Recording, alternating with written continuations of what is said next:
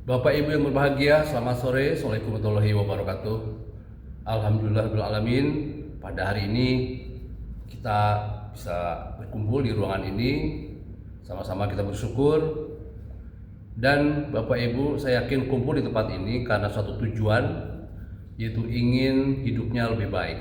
Dan saya Arif Risman, konselor kebahagiaan, bersama dengan Bapak Ibu di ruangan ini untuk menyampaikan tema tentang menikmati hidup di tengah kesibukan.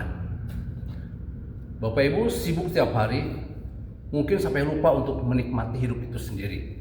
Nah, dengan hadir di tempat ini, saya akan sampaikan, Bapak Ibu akan mendapatkan cara untuk bisa menikmati hidup di tengah Bapak Ibu kala sibuk. Nah, hal-hal yang perlu diperhatikan dalam menikmati kehidupan adalah ada 6 caranya, Bapak Ibu.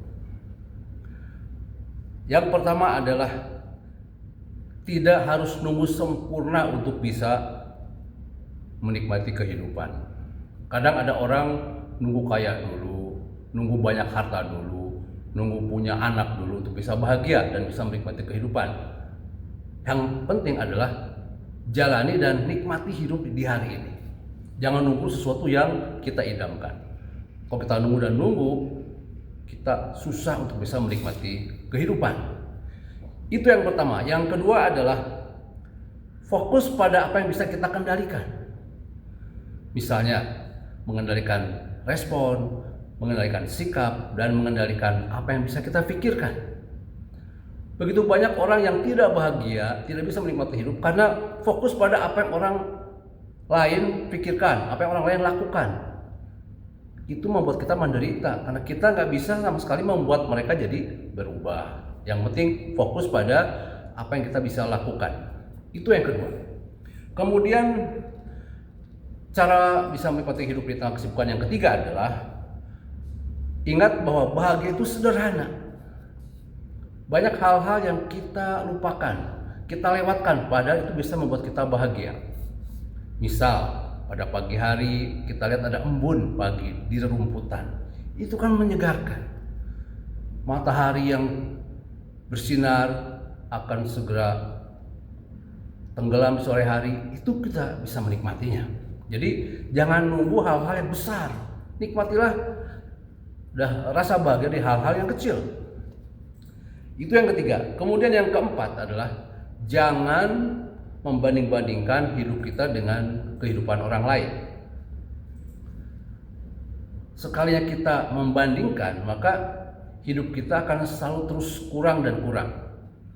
Apalagi kalau membandingkan dengan orang lain yang hidupnya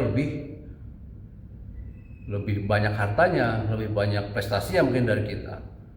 Maka kita akan sulit untuk menikmati hidup.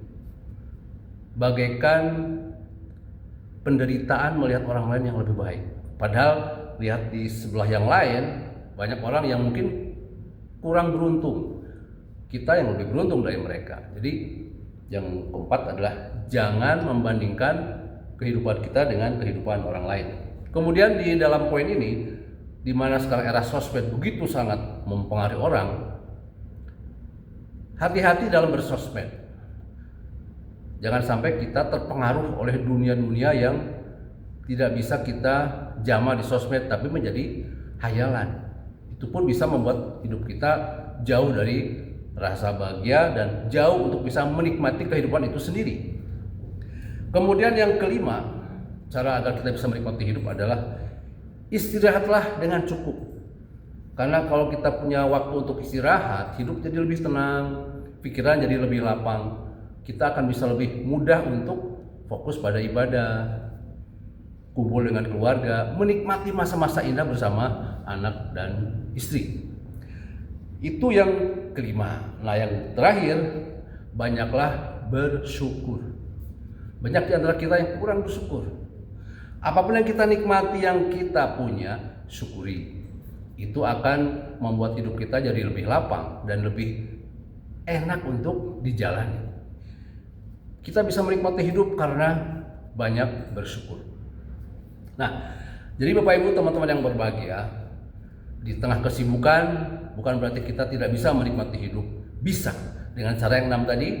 Mudah-mudahan Bapak Ibu bisa mendapatkan pencerahan dengan cara tidak harus nunggu sempurna, fokus pada yang bisa kita kendalikan. Bahagia itu sederhana, jangan banding-bandingkan dengan kehidupan orang lain. Dan yang terakhir, yang kelima, istirahat dengan cukup. Dan yang terakhir adalah banyak bersyukur. Bapak Ibu, hidup bukan hanya tentang bertahan, tapi bagaimana menjalannya dengan penuh kesyukuran. Demikian, mudah-mudahan bermanfaat. Billahi taufiq wal hidayah. Assalamualaikum warahmatullahi wabarakatuh. Terima kasih.